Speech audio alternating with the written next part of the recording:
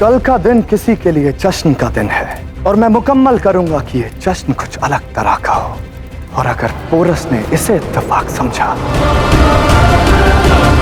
तो वो जलकर खाक हो जाएगा। कौन है ये? यहाँ कैसे पहुंची? ये कैसे मुमकिन है अलेक्जेंडर? जरूर हमारे खेमों में पोरस के सिपाही घुसपैठ कर गए हैं। नहीं मलिका, ये काम पोरस के सिपाहियों ने नहीं, खुद पोरस ने किया है।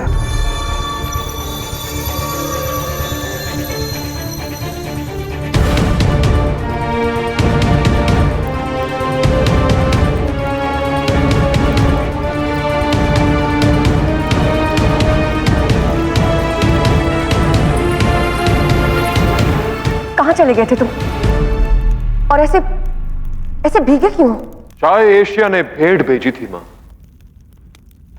तो बदले में पौरवराज पुरुषोत्तम उसे भेंट देने गए थे।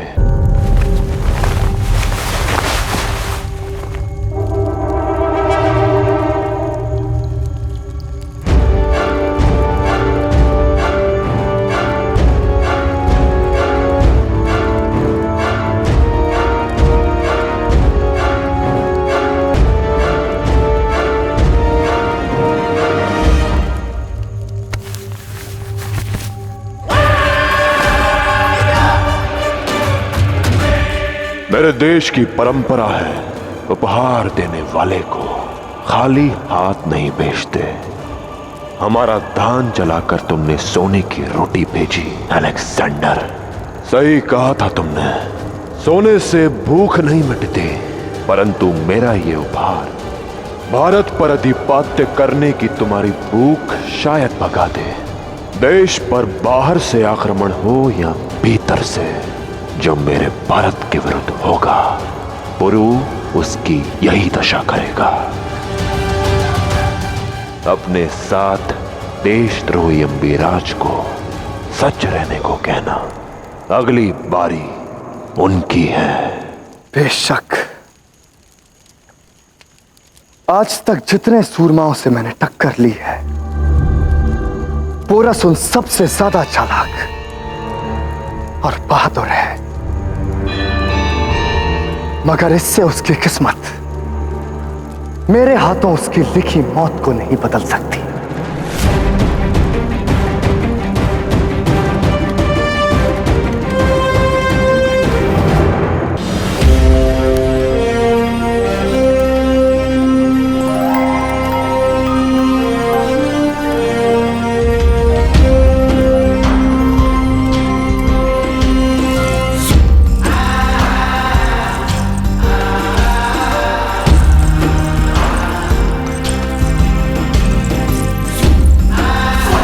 वागदान संपन्न हो। अब कल हल्दी विधि के पश्चात विवाह संपन्न होगा।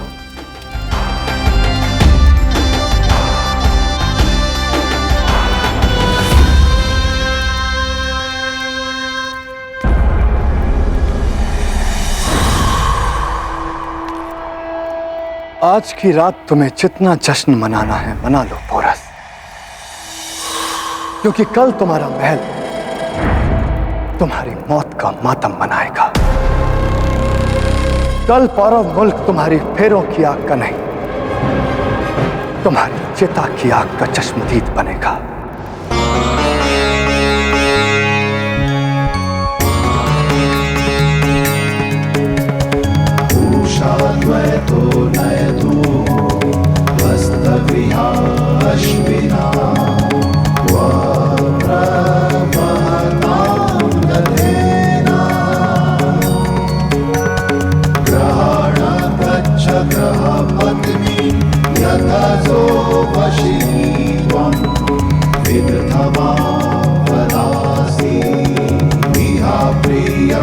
प्रजायाते समृद्ध्यतामस्मिन् ग्रहे ग्रही पत्याय जागृही वेनापत्या तन्वं संसृजस्वाधाचित्री विदधमा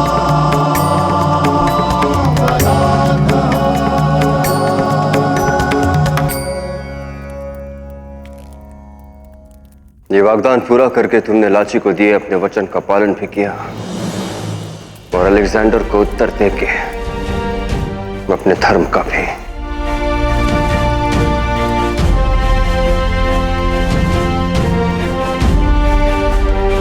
हमें गर्व है तुम पर पुरु।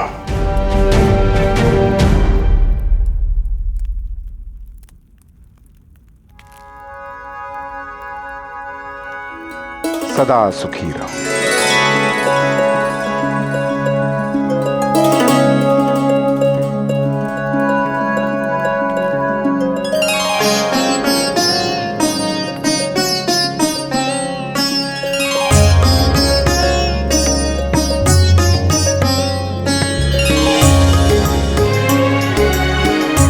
अब मुझे विश्वास हो गया है कि तुम दोनों साथ मिलकर एक ऐसी शक्ति बनोगे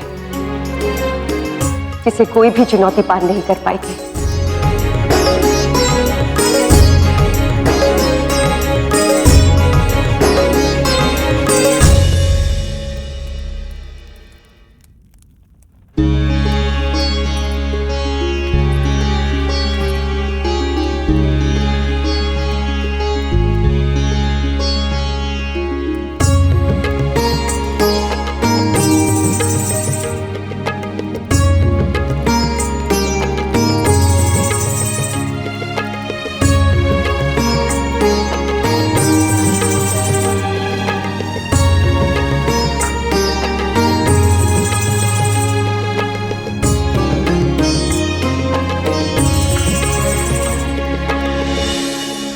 तुमने ना केवल अलेक्जेंडर को बल्कि हर उस व्यक्ति को कड़ा संदेश दिया है जिन्होंने देश के विरुद्ध जाकर विदेशियों से हाथ मिलाया।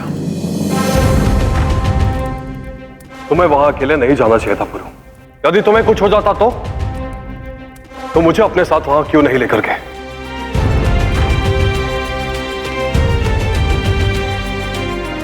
क्योंकि मैं सिकंदर को चौकन्ना नहीं करना चाहता था। फिर जो उसने किया उसके लिए उसे सूद समेत वापस करना भी आवश्यक था। परंतु पुरु उचित कह रहा है हस्ती। अलेक्जेंडर ने हमारे देश के लोगों को अपनी मातृभूमि के विरुद्ध खड़ा करना चाहता और अब वो समझ जाएगा कि पुरु के रहते किसी ने देशद्रोह किया तो वो अपनी मृत्यु को प्राप्त होगा। हस्ती, तुम जाकर उस राज्य को संभालो ताकि वहां विद्रोह की भावना ना जागे। शांति और व्यवस्था के साथ वहां की सेना को अलेक्जेंडर के विरुद्ध युद्ध के लिए सज्ज करो। उचित कह रहे हैं पिताश्री। सिंध का सिंहासन अब मेरा भाई संभालेगा, परंतु एक सेनापति के रूप में नहीं।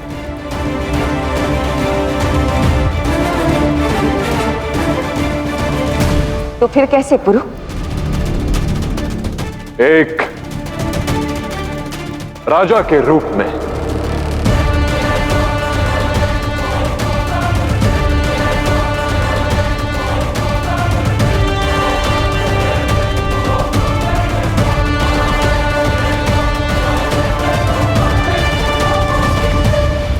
हम तुम्हारे इस निर्णय से सहमत हैं। एक संतान को अपनी सीख अपने माता पिता से मिलती है। बाबा ने मुझे अपना कर्तव्य निभाना सिखाया और आपने लोगों पर विश्वास करना सिखाया।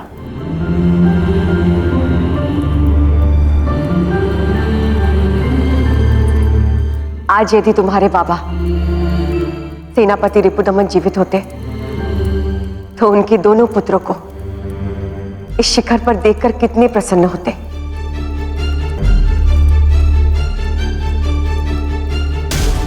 गुरु, मैं तुम्हारी बातों का सम्मान करता हूं,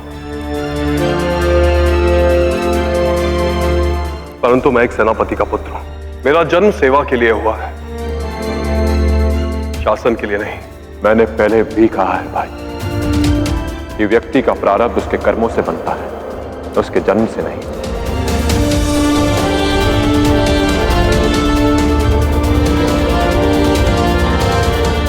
अब हम दोनों भाई मिलकर उस सिकंदर के विरुद्ध खड़े होंगे।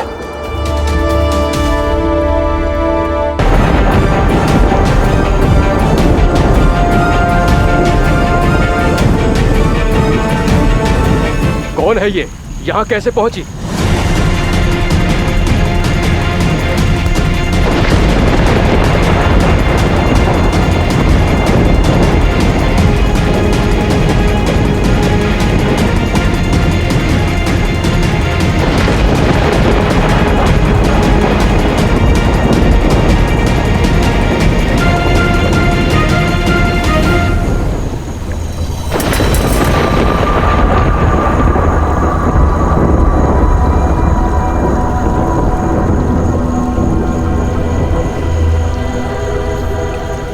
ये तो फारस की राजकुमारी है, दराइस की बेटी।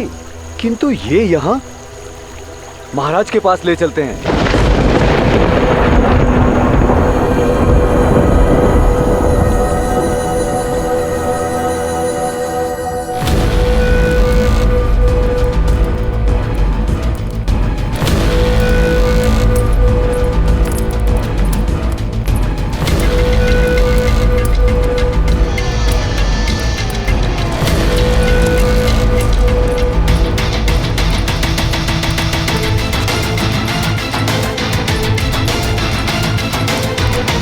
बारसिन कहाँ है अलेक्जेंडर?